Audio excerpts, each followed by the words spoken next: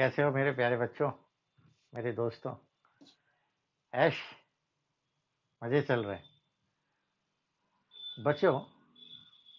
जीवन में चार चीजें बहुत इंपॉर्टेंट होती है। The four things they are very important in our life. The first thing your friends, the second books, third is path और रास्ता, एंड फोर्थ इज अवर समझ, हमारे सोचने की क्षमता, the thinking.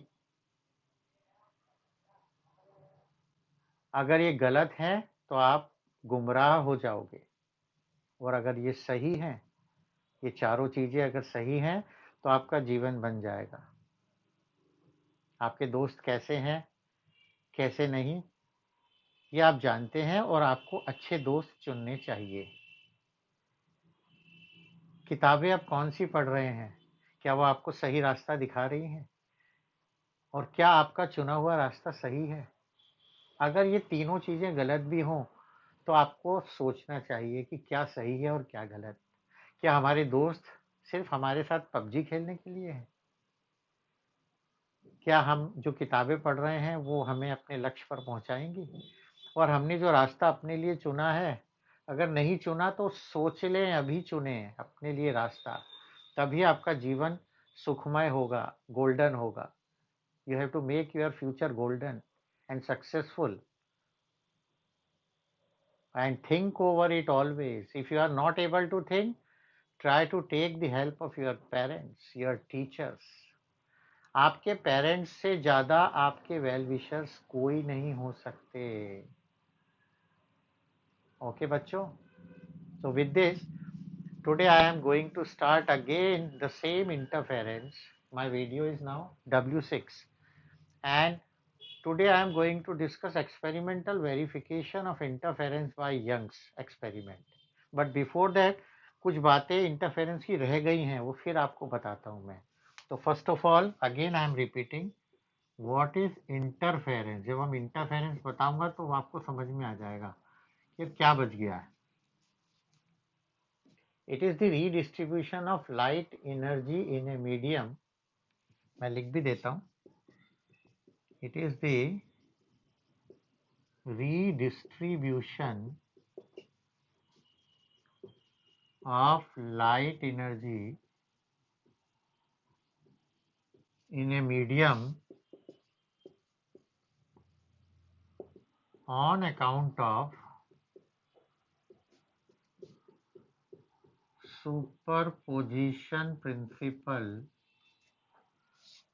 on account of superposition principle from two coherent sources of light। तो यहाँ मैंने बड़ी इंपॉर्टेंट चीज दी, देखिए आपको, और वो इंपॉर्टेंट चीज क्या है कि it is the light distribution, it is the redistribution of light energy in a medium on account of superposition principle from two coherent sources। Coherent होने चाहिए तभी इंटरफेरेंस होगा। And due to interference, in some region light energy becomes maximum and in another region light energy becomes minimum। ये आपको पता है। तो coherent sources क्या है यार, ये हमको देखना पड़ेगा। तो today first of all I am giving you coherent sources of light. So ये मिटा देता हूँ, चलेगा ना? Coherent sources of light. Coherent sources means दो sources having same frequency, same wavelength, zero phase difference और constant phase difference between them, उनको हम कहते हैं, और मोनोक्रोमेटिक होंगे। कोहेरेंट सोर्सेस, कोहेरेंट सोर्सेस क्या होते हैं मैं लिखता हूं, देखिए। The sources having same frequency, same wavelength and having zero or constant zero और constant phase difference between them are called coherent sources of light. क्या बढ़िया डेफिनेशन लिखी देखो मैंने.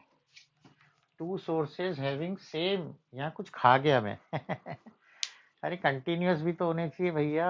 लाइट कंटिन्यूअस देने वाले होने चाहिए. Two sources giving continuous light of है, ये इसकी जगह लिखेंगे. थोड़ा सा गंदा हो गया यार, क्या करें, चलता है ना. द सोर्सेज या two sources giving continuous light of having same frequency, same wavelength and having zero or constant phase difference between them are called coherent sources of light. यानी फ्रीक्वेंसी और वेवलेंथ सेम होनी चाहिए उनकी. Phase difference या तो दोनों के बीच में जीरो होना चाहिए या फिर कांस्टेंट होना चाहिए. तो phase difference it is actually the sum of initial phase and the phase difference. Initial phase यानी टू वेव्स के बीच में इनिशियल फेज सपोज फाई है तो वो तो रहेगा रहेगा. अब फाई के साथ suppose the two waves they are differ by 90 degree, तो हमेशा फाई प्लस 90 डिग्री ही होना चाहिए. ऐसा नहीं है चेंज हो रहा है. तो फेज डिफरेंस आप ऐसे समझ सकते हैं कि आप जैसे गार्डन में टहल रहे हैं, तो एक आप है और एक आपके आगे कोई और व्यक्ति चल रहा है या तो आपके साथ चल रहा है, तो दोनों में फेज डिफरेंस जीरो हो गया, दोनों हमेशा साथ में ही रहेंगे. और या फिर एक एक यहाँ है और एक हमेशा आगे है, दोनों के बीच का पाथ डिफरेंस और phase difference is always same. अगर वो 90 डिग्री आगे है या 45 डिग्री आगे है तो वही रहना चाहिए. ओके, तो डेफिनेशन समझ में आ गई.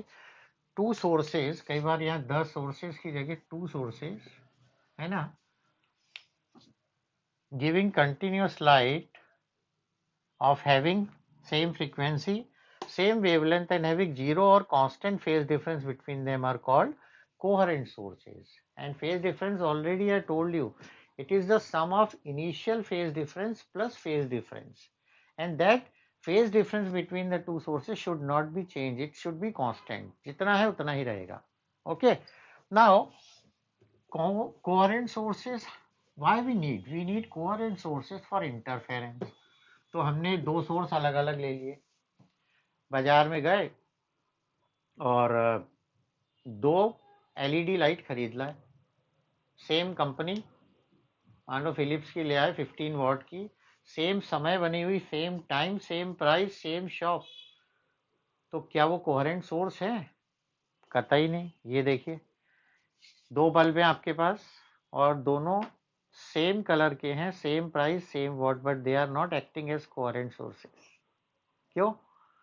You know very well, two independent sources can never act as coherent sources of light. ये मेरी लाइन याद रखना आप. Two independent sources of light, two independent sources of light can never act as coherent sources of light. अगर आपके पास दो एक जैसे लैंप हैं तो वो कभी भी कोहेरेंट सोर्स नहीं हो सकते. सेम है दोनों, कोहेरेंट सोर्स नहीं होंगे. Why? Actually why light comes out? The light comes out when atoms, that is electron, they move from higher energy level to lower energy level, and then they emit out energy, and that energy we are just using here in visible light or infrared rays or any other rays. And कोई electron higher कौन से level से ground level पे आ रहा है, we don't know. Second orbit से आ रहा है, थर्ड से, फोर्थ से, फिफ्थ से. तो उनके बीच में फेज डिफरेंस कभी भी कांस्टेंट या सेम नहीं होने वाला. तो इसका आंसर क्या लिखना चाहिए? सुनना ध्यान से है, मैं लिख नहीं रहा हूँ. Every material consists of billions and billions of atoms, and due to electric discharge or due to heat, these atoms, they comes from higher energy level to lower energy level and then emits out light, and they emit light which is not in same phase.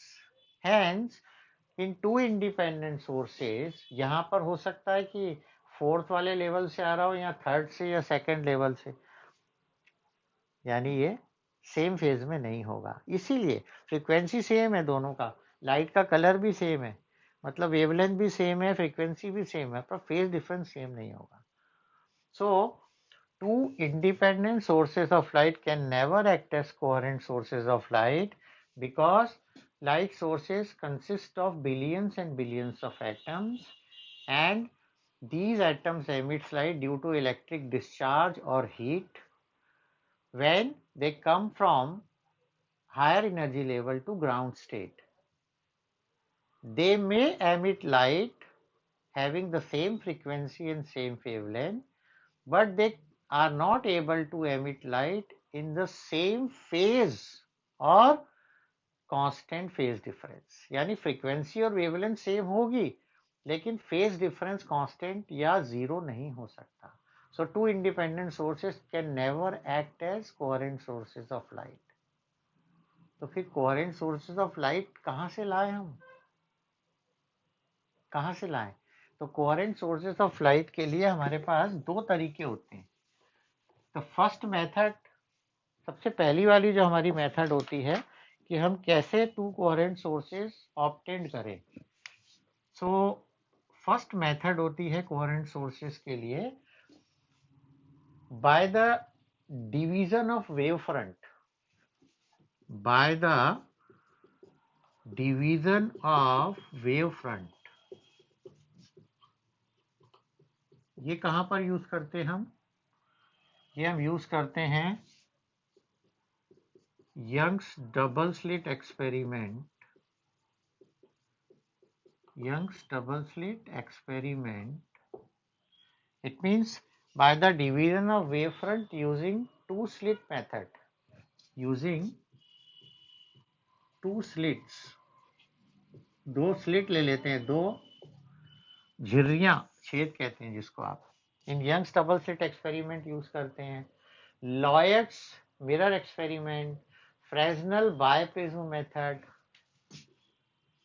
Lloyds mirror experiment, इसमें भी हम use करते हैं, और फ्रेस्नेल्स बायप्रिज्म method.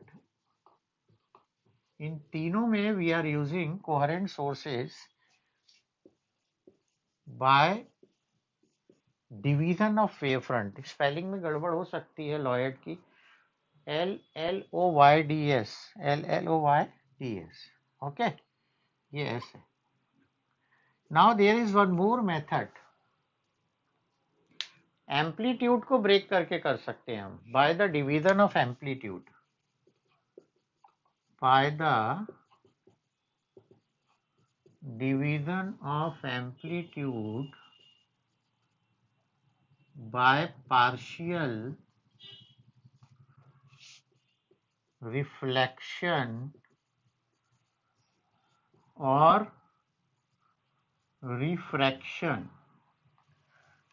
Second method is to find coherent sources by the division of amplitude, by the division of amplitude by partial reflection or refraction, and that we are using in interference in thin films. एक तो interference in thin films, and in Newton's ring experiment, एक Newton का ring experiment था, and also Michelson's Morley interference experiment, interferometer. तो इसमें ये कहाँ use कर सकते हैं हम? Interference in thin films, Newton's ring experiment, and also Michelson's interferometer. So these two are the different methods to obtain coherent sources of light. अब coherent sources of light हमने आपको पहले ही बताया था कि you have to obtain from one only, single. तो मैं आपको अब बताता हूँ कंडीशंस क्या होनी चाहिए। Conditions for obtaining coherent sources of light, कब हमको कोहेरेंट सोर्सेज ऑफ लाइट मिलेंगे। तो कंडीशंस ऑफ, इसी में कर देता हूं, conditions of obtaining coherent sources of light, क्या क्या कंडीशन होगी बता ही दिया आपको। सबसे पहले इसको, सबसे पहले हम एक सिंगल सोर्स से करेंगे हमेशा। Coherent sources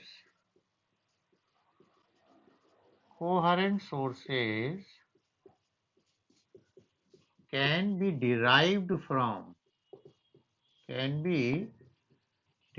from single source of light।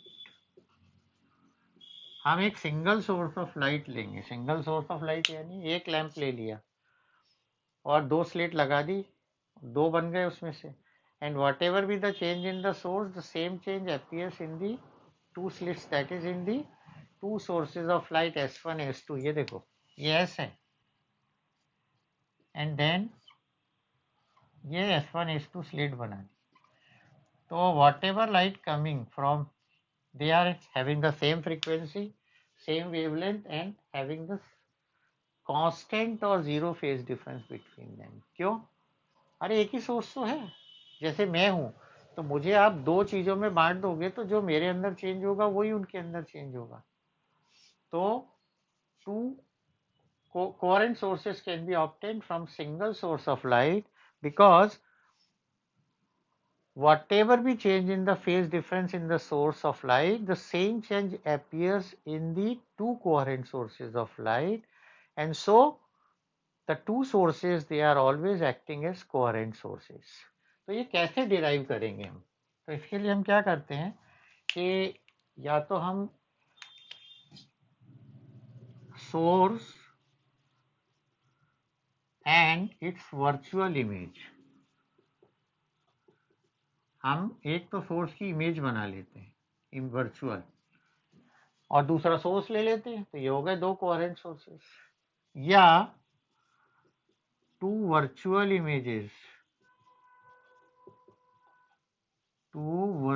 Images of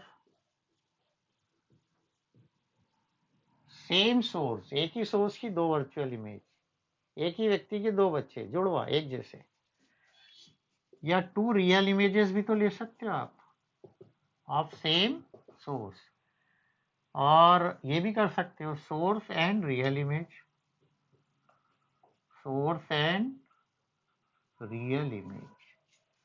So with these methods, these four methods, और भी इसके अलावा आप मेथड कर सकते हैं, और उस मेथड से आप क्या कर सकते हैं, you can obtain monochromatic coherent sources of light. Okay, अगर आपसे कोई पूछे कि लेजर का क्या होगा, तो आपको शायद पता नहीं होगा कि laser generates when electron jumps from higher to lower ground state, and generally it is in a cooperative manner. It means the phase difference is always same. So if two monochromatic laser sources are there, then they can produce observable interference on the screen। तो दो laser sources जो होते हैं monochromatic, they can act as coherent sources of light. ठीक, एक second condition क्या होगी, this is the first condition of coherent sources के लिए। Number two, sources are monochromatic in nature. कैसे होने चाहिए सोर्सेज? मोनोक्रोमेटिक। कई बच्चे मोनोक्रोमेटिक पूछते रहते हैं, मोनो क्या है? अरे मोनो यानी वन, क्रोमेटिक यानी कलर। इसका मतलब एक ही कलर की लाइट होनी चाहिए। अरे if light is of single color, then frequency and wavelength is already same। if you are taking a white color, मान लो आपने white color ले लिया, कौन सा ले लिया? white। तो you know that in white light we have 7 colors. We have 7 colors, and every color has its own wavelength and frequency. It means we will get an interference pattern which is colored. The center one is white and the others bands or fringes are of different color. So they are not coherent. So don't take white light. Always take a monochromatic light. And also the third one, which is very, very important, the path difference between the two sources should be very small. Path difference, D-I-E-R-E-N, difference, difference, must be small. क्योंकि आपने दो source बनाई है, तो ऐसा नहीं है कि एक यहाँ है और दूसरा बहुत दूर है. Path difference, it means the path difference between them should be small, otherwise what happens, the two waves they intermix at every point and you will find a uniform illumination on the screen. There will be no interference pattern. अगर इनके बीच का path difference बहुत ज़्यादा है, जैसे मान लीजिए कि एक व्यक्ति इंदौर में है और एक व्यक्ति भोपाल में है और हमें महू पहुंचना है, तो इंदौर वाला पहले पहुंच जाएगा, भोपाल वाला लेट में, यानी पाथ डिफरेंस ज़्यादा है. And when path difference is more, then the two wave or wave fronts they intermix with each other at every point, and so there is a uniform illumination on the screen. तो interference pattern नहीं बनने वाला. So these are the conditions for obtaining coherent sources of light. तो Young's ने इसको prove करा था, पर यंग्स के पहले आपको एक और बात बतानी थी मुझे. First of all, there is one more interference, और ये एग्जाम में पूछा भी जाता है. There is one more interference that is known as sustained interference. Sustained interference. ये बहुत बढ़िया बात है. एक्चुअली क्या होता है कि when interference is there, कब interference होता है फिर दिमाग में रख लो. When two coherent sources of light having same frequency, same wavelength and zero phase difference or constant phase difference between them intermix with each other in a medium, then on account of superposition principle, at some places intensity becomes maximum and in some region intensity is minimum, and we will get alternate bright and dark bands जिनको हम interference fringes कहते हैं. But suppose phase difference is not same और frequency और wavelength is different, कभी आ गई कभी अलग हो गई, then you will get sometimes interference pattern, sometimes not. कभी आपको bright patch दिखाई दे रहा है, कभी interference fringes. तो वो है तो इंटरफेरेंस, पर वो सस्टेन्ड नहीं है. सस्टेन्ड यानी जो परमानेंटली हो. तो सस्टेन्ड की आपको बताता हूँ क्या होता है ये. When interference pattern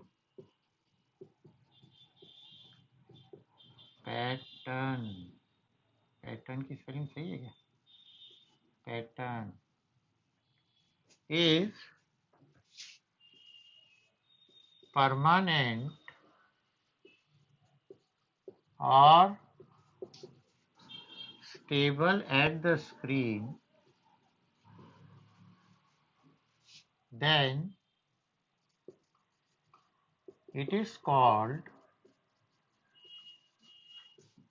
sustained interference. क्या कहते हैं इसको? Sustained interference. फिर से देखें आप, बहुत इंपॉर्टेंट चीज है ये, एग्जाम में आती है, बुक में ना दिखे भले.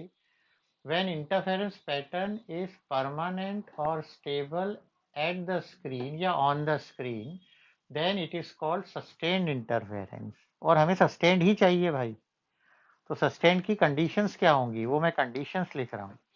Conditions for sustained interference. Conditions for sustained interference. सबसे पहली condition coherent sources of light होनी चाहिए. कैसी होनी चाहिए? Coherent. two sources must be coherent. Frequency same होनी चाहिए, वेवलेंथ सेम, तो हम अलग से भी लिख देते हैं कई बार, frequency of two sources must be equal. Wavelength of two sources must be equal. वैसे तो ये कोहेरेंट में आ गया सब, फिर भी लिख रहा हूं.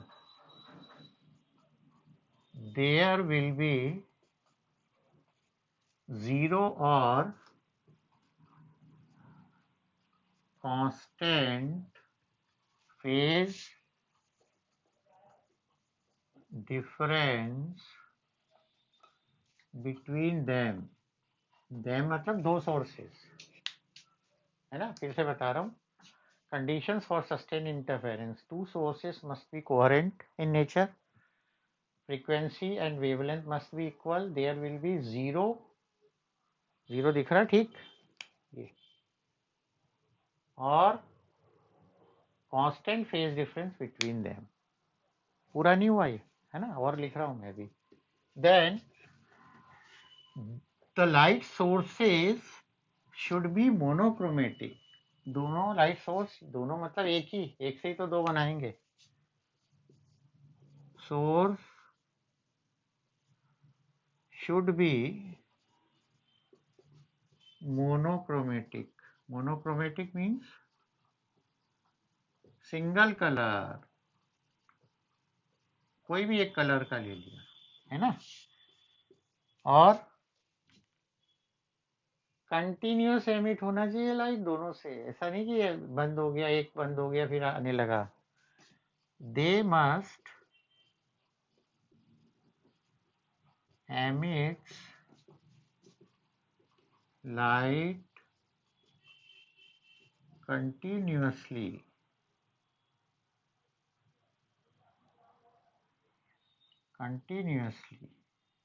है ना. एंड लास्ट, पाथ डिफरेंस अभी बताया था, DFFER. Path difference must be small. कैसा होना चाहिए? Small. So these are the conditions of sustained interference. Source should be monochromatic. They must emit light continuously, and path difference must be small. तो ये देखिए कितना बड़ा एक वीडियो बना, सिर्फ कोहेरेंट सोर्सेज ऑफ लाइट पे बनाई. So again I am summarising, फिर से सुन ले आप. Interference is the redistribution of light energy in a medium on account of superposition principle from two coherent sources of light, and we need coherent sources. वो कैसे बताइए, मैंने बता दिया. And then we need sustained interference, and for sustained interference all conditions should be meet. तो प्यारे बच्चों, अगर आपको ये वीडियो समझ में आया है, अच्छा लगा है, तो इसको सब्सक्राइब करें. अगर पहले से सब्सक्राइब नहीं किया तो लाइक करें, शेयर करें, कमेंट भी करें आप. तो इसके नेक्स्ट वीडियो में अब आपको मैं बताऊंगा कि how young verified the interference. क्या इंटरफेरेंस वाकई में होता है कि नहीं, उसने वेरीफाई एक्सपेरिमेंटली करके बताया था. That is Young's double slit experiment. So thank you very much प्यारे बच्चों. खुश रहें. आपको पहले ही कहा है, घर से प्यार लें, प्यार दें, खुश रहें. जीवन को अच्छा मानेंगे तो जीवन अच्छा लगेगा. दुखी ना हो. आपके सामने तो पूरा जीवन पड़ा है. Thank you very much. All the best.